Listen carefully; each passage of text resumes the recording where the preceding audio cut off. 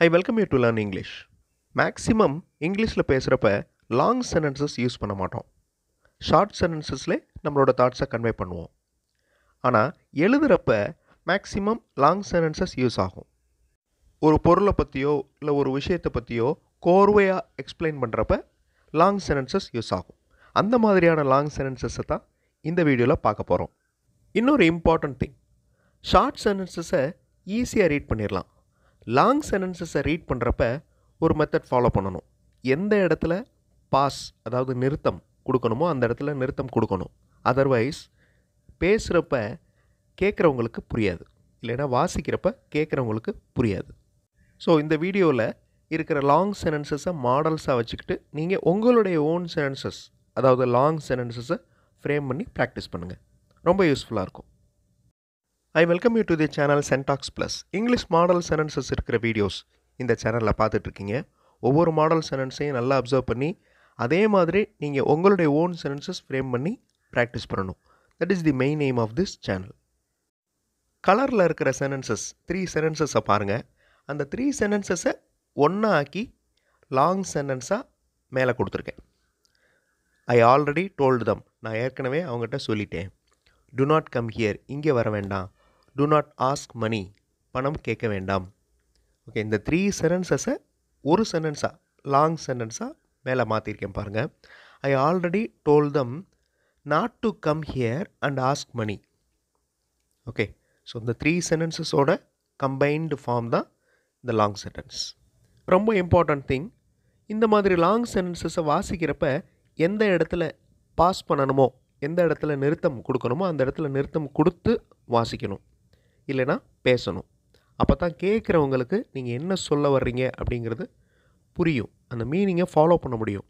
இப்போ I already told them not to come here and ask money இப்படி வாசித்தோம்னா யாருக்கும் புரியாது.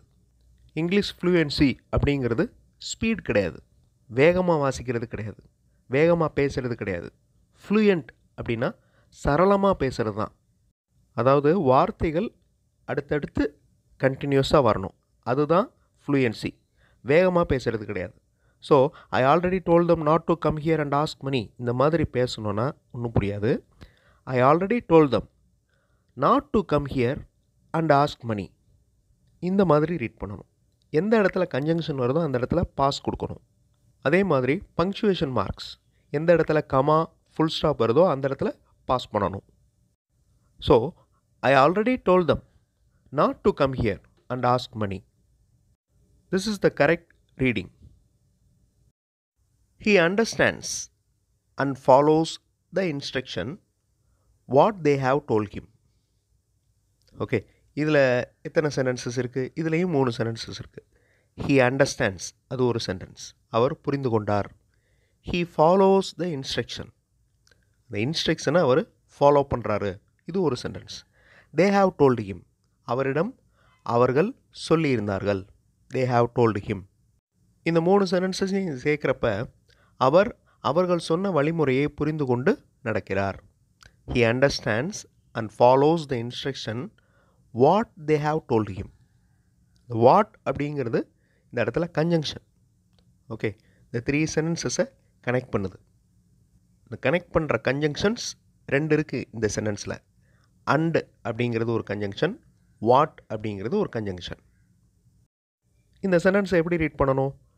He understands and follows the instruction what they have told him இந்த மாதிரி read பண்ணாமல் he understands and follows the instruction what they have told him. என்ன அவங்க சொன்னாங்களோ, அந்த என்ன அப்படிங்கிறதுக்கு கொஞ்சம் ரைஸ் பண்ணுறோம்ல அந்த டோனை, அதே மாதிரி தான் இங்கேயும். What they have told him. He understands and follows the instruction what they have told him. I have never seen this before. Even I traveled more countries and saw various things. நான் பல நாடுகளில் பல பொருட்களை பார்த்திருந்தும் இதைப்போல் இதற்கு முன் பார்த்ததில்லை. I have never seen this before. Even I traveled more countries and saw various things. Even அப்படிங்கிற வார்த்தை இருந்தும் அப்படின்னு அர்த்தம். அந்த சொல்கிறப்ப அதை வாசிக்கிறப்ப அந்த எக்ஸ்ப்ரெஷன் காமிக்கணும். I have never seen this before. Even I travelled more countries and saw various things. So ரீடிங்கில் எக்ஸ்ப்ரெஷன் இருந்துச்சுன்னா கேட்குறவங்களுக்கு இன்னும் ஈஸியாக புரியும். It should be followed by all as the virus is spreading easily while all of us trying to stop the spreading. இந்த சென்டென்ஸில் as அப்படிங்கிறது ஒரு conjunction, while அப்படிங்கிறது ஒரு conjunction.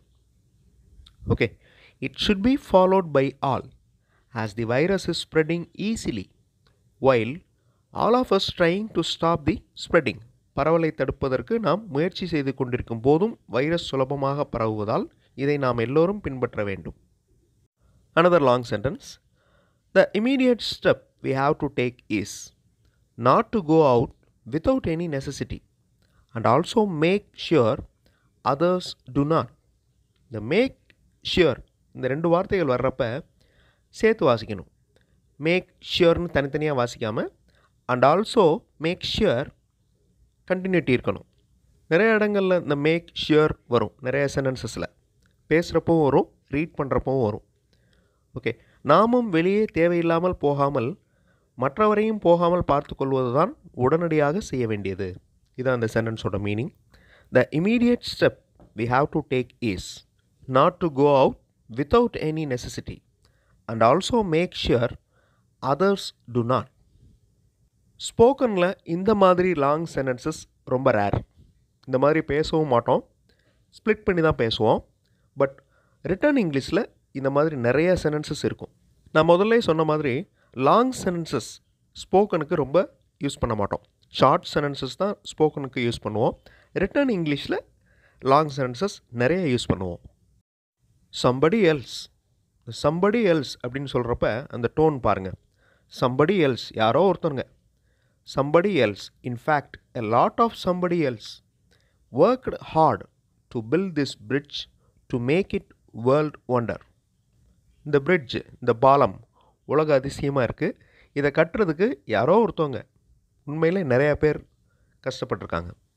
somebody else, in fact a lot of somebody else worked hard to build this bridge to make it world wonder.